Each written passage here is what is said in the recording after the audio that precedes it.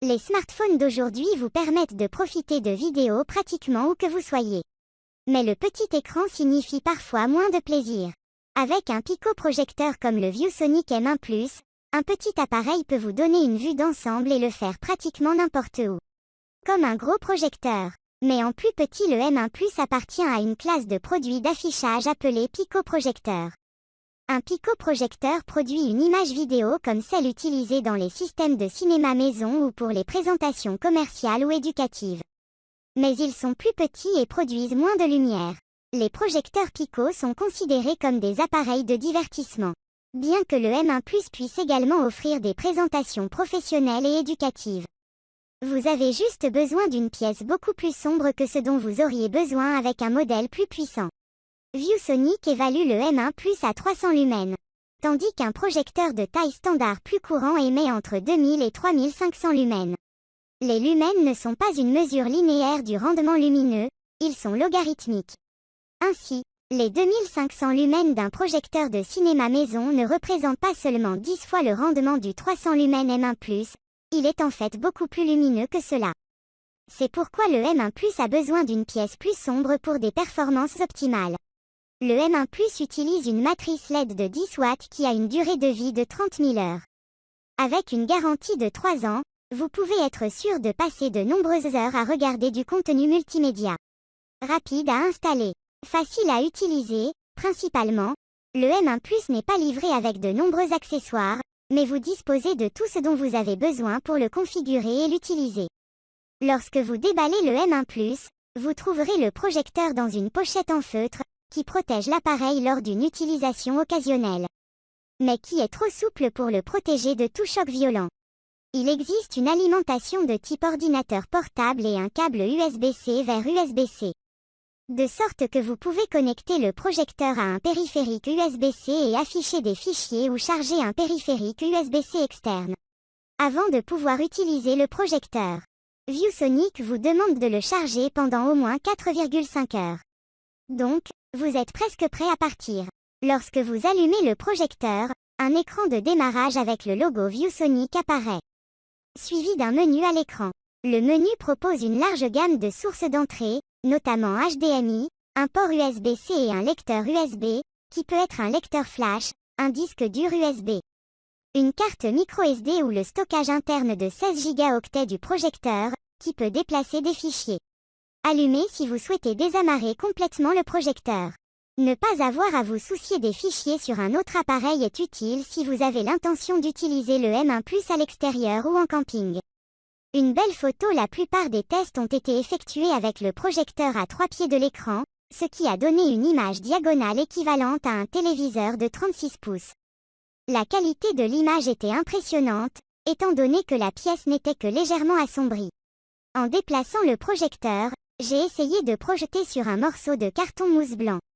Un mur bleu clair, un plafond blanc cassé et enfin un écran de projection de 108 pouces. L'image sur l'écran de projection était la meilleure. Mais il fallait que le projecteur soit à environ 8 pieds de l'écran pour le remplir. Et l'image, bien que le réglage sur le M1+ était le plus lumineux, était nettement plus clair et moins intense que lorsque le projecteur était plus proche de l'écran. Fait intéressant. L'image la plus visible était sur le panneau de mousse que j'ai acheté dans un magasin à $1, ce qui est de bon augure pour l'utilisation du M1+ dans un cadre décontracté ou à l'extérieur. Avant d'acheter le M1+, ou tout autre projecteur, vous devez considérer la surface sur laquelle vous projeterez la vidéo. La plupart des Spiels vendus et de nombreuses critiques supposent que vous utiliserez un mur de couleur claire suffisamment grand pour l'image. Cela peut être le cas ou non. Un écran de projection est la solution optimale, mais pas toujours pratique ou abordable. Une autre option, surtout si vous avez un plafond de couleur claire, consiste à pointer le projecteur vers le haut et à placer la vidéo au plafond. Vous pouvez le voir depuis le canapé ou sur le sol. Heureusement, le M1+ fournit une image très visible sur une variété de surfaces de projection. Une chose à noter, cependant, est que le M1+ et les pico-projecteurs, en général, ne se rapprochent ni du rendement lumineux ni de la luminosité de l'écran d'un projecteur de cinéma maison typique. Utilisation du M1+. Le M1+ dispose d'une batterie lithium-ion interne. Lorsqu'il est complètement chargé, Il vous offre jusqu'à 6 heures de temps de projection.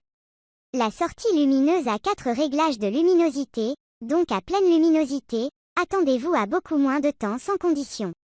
Vous utiliserez la commande de luminosité à son réglage le plus élevé si la pièce ou la zone que vous projetez n'est que moyennement sombre. Dans mes tests, j'ai eu un peu plus de 2 heures sur le réglage lumineux, avec la batterie restant à environ 2/5, basée sur l'indicateur de batterie LED. Dans le réglage éco le moins utilisé, le M1+ fonctionnait près de la durée de fonctionnement revendiquée de 6 heures, mais l'image était considérablement plus sombre et nécessitait une obscurité presque totale. Les films que j'ai testés comportaient beaucoup de mouvements et l'un d'eux comportait beaucoup de scènes sous-marines sombres.